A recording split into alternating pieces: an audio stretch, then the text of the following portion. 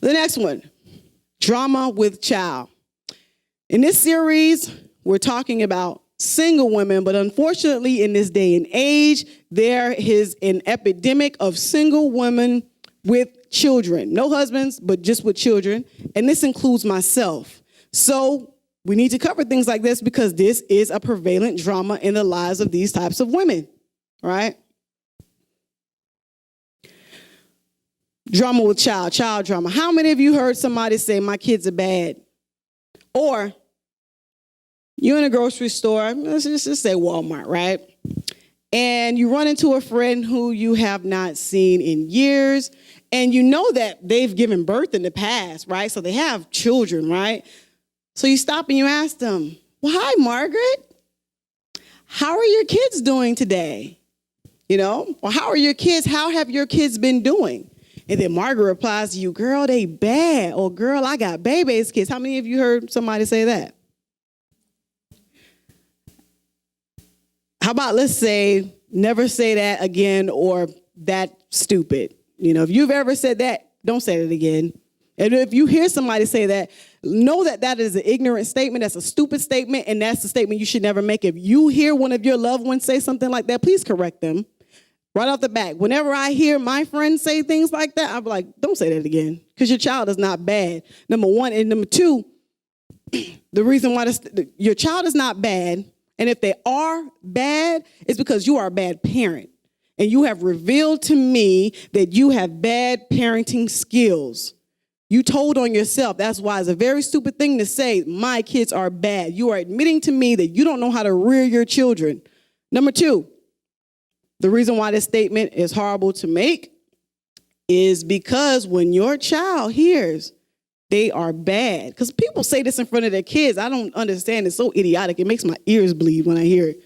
But when you say this about your kids, my kids are bad, you're saying, basically they're internalizing this.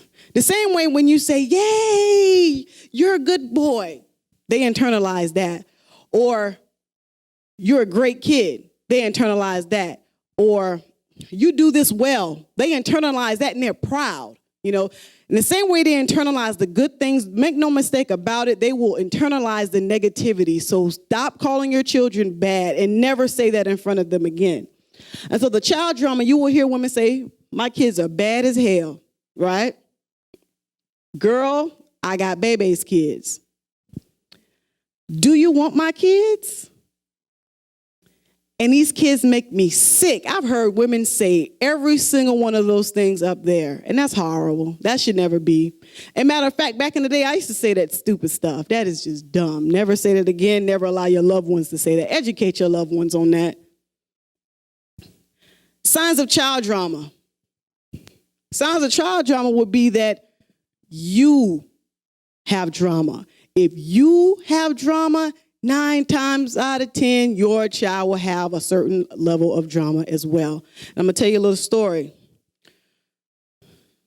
Back when I was in college, this was back when my son was probably about 3, and I was in college. They had a daycare right across the street from the school. And I could drop my son. It was like a little small preschool type of thing. And I would drop my son off at the preschool, and then I would walk over to my campus and attend classes. And it seemed like every Monday, I don't know what it was about Monday or the weekend that got my son riled up, but every Monday I had to walk over there and either spank him or chastise him brutally, right? There were times where my son he threatened the teacher one time. He threatened to cut the teacher one time. I had to go over there and get him. When she asked to take him to the bathroom, he told her if she tried to take him to the bathroom, he was going to take his belt off and beat her with it. I had to go over there for that. There was a time where he bit the teacher and drew blood. And I came over there, I'm like, oh, you really going to get it now?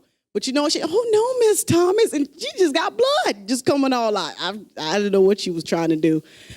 And there was also a time where he snatched the handlebar off of a bike, and he whacked some child upside the head with it. And I had to go over there and get him. I was like, oh my gosh, my son is horrible. Why is this happening to me? Why am I getting embarrassed? Those types of things, because it was like, my kid was the only one cutting up like that at the little preschool. But I later realized I was being hypocritical of my own son, being hypocritical with him. Because while he was threatening the teacher, I was threatening adults, right? I was threatening other people, threatening to hurt them, kill them, right? While he was fighting the other children, I was fighting adults. People older than me, people younger than me, I didn't care who I fought, I was fighting. If you disrespected me, we had a problem, and I was going to get you, right? While he was being a bully, I was being a bully. So the same things that he was doing at school, I was doing in real life. When he was sent to timeout, I was sent to jail, right? It was the same type of thing. It was no different. It was just at his level. And because I had all the drama in my life, that trickled down to drama in his life. He picked up on it. He was even at a fight. I got jumped by 3 girls, and my son was in the midst of it, just there. I had no idea. I was taken off in handcuffs to jail. Didn't even know where my son was. I was afraid that he was hurt. He was trampled. It was at the basketball games. It was crowds and crowds of people, and it was because of me, my stupidity, my dumb. I actually participated in a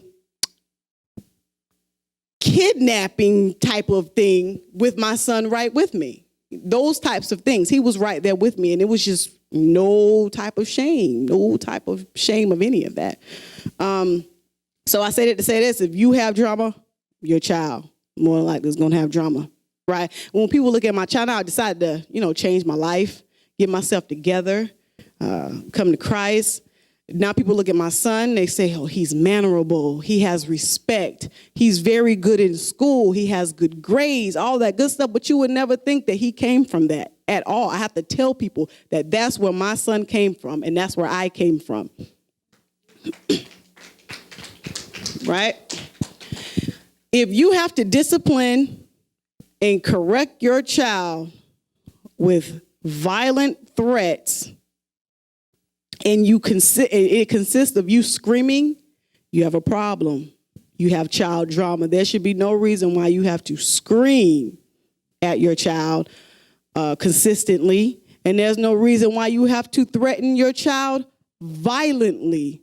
Always threatening your child with violence. I'm going to beat you. Come here so I can beat you. I'm going to whip your behind. I'm going to whip the black off your behind. I'm going to do this and I'm going to do that. You always got to threaten them physically with violence. That is a problem.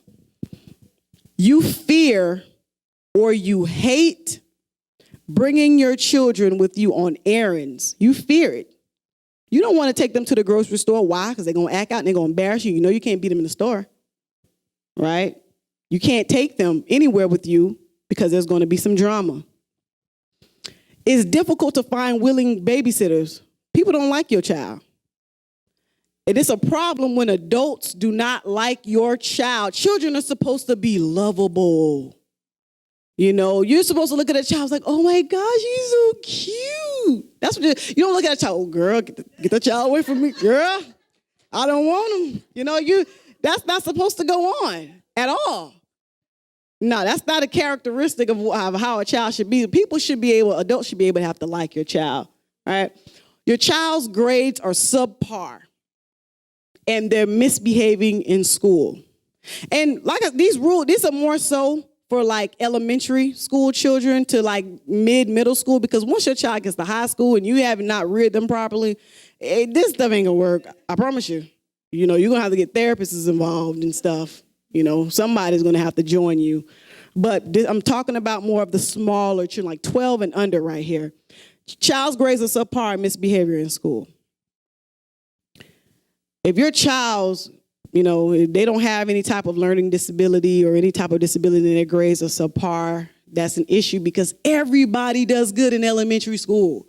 Everybody has a bumper sticker about my child did this, my child's on the honor roll. And you don't have one, your child don't have no disability or anything like that. That is a problem. Every child does good in the elementary. What are you doing? Or are you not checking your child's homework? Are you not sitting down with them? Are you not reviewing their stuff? over and over again? Are you not, giving them work over the summer to do? Some children can't take the fact that they have a 2-month break and they come back to school. They just forget everything. It might be good for you to give workbooks and have them work on it over the summer. All right. So these are signs that you have child drama. Tips to avoid this child drama, right? Like I said before, change your behavior first. If you want to see changes in your children, you need to change yourself. You need your actions to change because, you can tell your child one thing, but like I said, your energy pours into your child's energy as well. Your negative energy will go into your child. Your positive energy will go into your child. Change your behavior first. Train your child. Don't tell them, right? The Bible states, train up a child in the way that they should go, and when they are older, they will not depart from it. And what I mean by train your child, not tell them, is that you will have a woman tell her daughter, you better not have no babies.